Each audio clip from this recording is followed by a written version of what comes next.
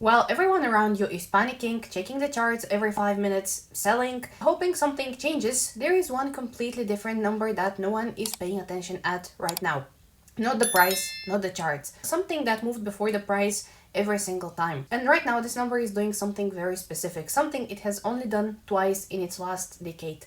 And both times, Bitcoin exploded. And what triggers it isn't hype, it isn't the halving, it is not the ETFs, it is something far more powerful and almost completely ignored.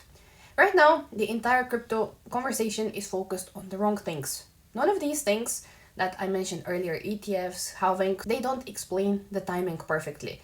Let me ask you something. Why did Bitcoin go from $3,000 in 2019 to $69,000 by the end of 2021? Was it the halving? The ETF talks? Was it Elon Musk tweeting? I don't think so. So then ask yourself, why did it crash right back down to $16,000 in 2022, as you can see on the chart? And why did it explode once again to $126,000 by October of 2025, just a couple of months ago? And why is it sitting at $68,000 today, nearly half of that peak, while the global equity markets are also under pressure? Do you know why? Well, I will give you the answer. It is one very simple word, and that word is liquidity. If you don't really understand what liquidity means and how it works, then you are missing a lot, and you probably won't be able to figure out the cycles yourself, how crypto moves. Asset prices across every market on earth, not just crypto, are primarily driven by one thing, the global M2 money supply.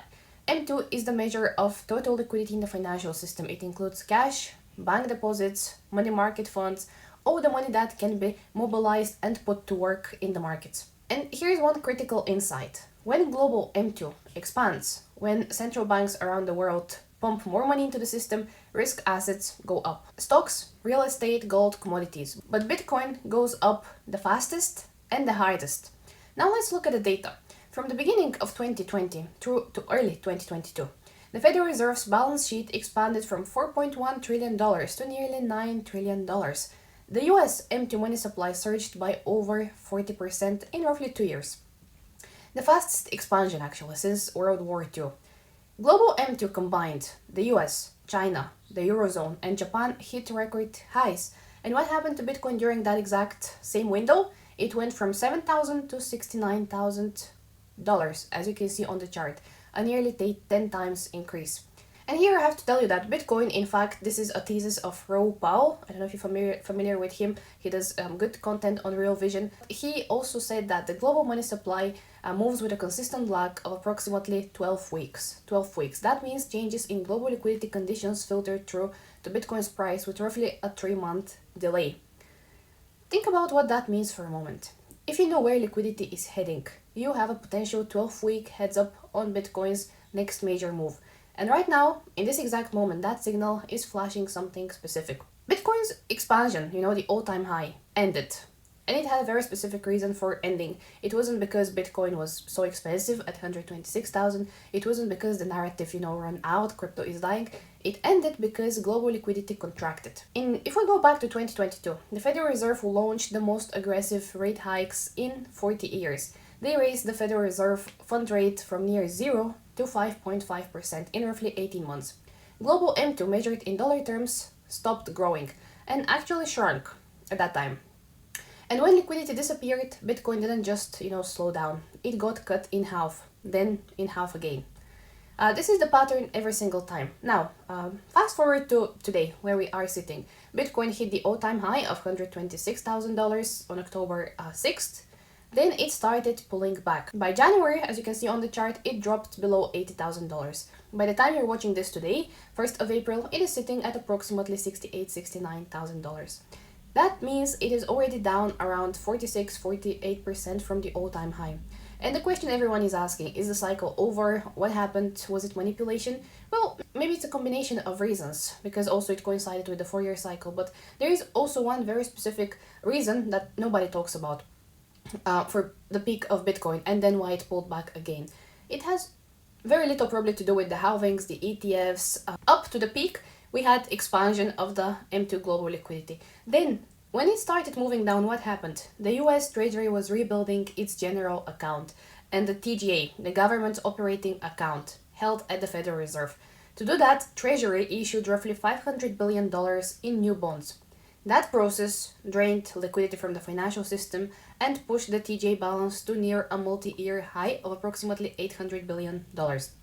At the same time, the Federal Reserve was still running quantitative tightening, slowly shrinking its balance sheet. Combining those two forces, you get what's called liquidity air pocket. Not a crisis, not a collapse, just some kind of temporary vacuum. And Bitcoin, the most sensitive risk asset on the planet to these liquidity conditions, felt first and the hardest. We have seen all these dynamics happening in the history, playing out before, so it's nothing new to us. It's the consequence of a structural problem that has been building for decades, and now it's kind of reaching a tipping point. This is very important, the macro picture, because as of today, the global debt is staggering. The US national debt alone now sits at approximately going to $40 trillion. Powell himself, if you watched his recent speech just a couple of days ago, he stated publicly that the trajectory is, in his own words, unsustainable today. It will not end well. And it's not only the US, governments around the world, US, Europe, Japan, China, are all facing the same impossible mathematics.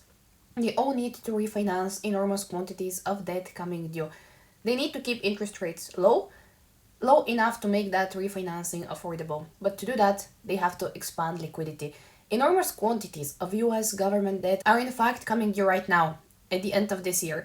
And to refinance it at any reasonable cost, the system needs to lower rates and more liquidity. There is no other alternative to this. And right now we see liquidity expansion building up again. The Federal Reserve's quantitative tightening program has been slowing. The pace of balance sheet reduction has decelerated significantly. The TGA, the Treasury General Account that drained liquidity last year, has been drawn down, meaning that particular pressure valve has already eased.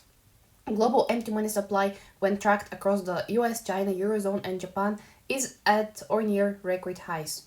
We're in early 2026. So if we have global liquidity rising and Bitcoin follows global empty with a 12-week lag, and institutions are already positioned and supply is tighter than ever, especially for Bitcoin, and retail is still largely absent, then this 12-week lag is actually ticking. Institutions are positioned, supply is historically tight, retail is absent, and we are likely going to see the cycle accelerating towards the end of 2026 if all this framework plays as we discussed in this video. And I've been telling that on my Discord for my community that I see larger part of 2026 being the accumulation year.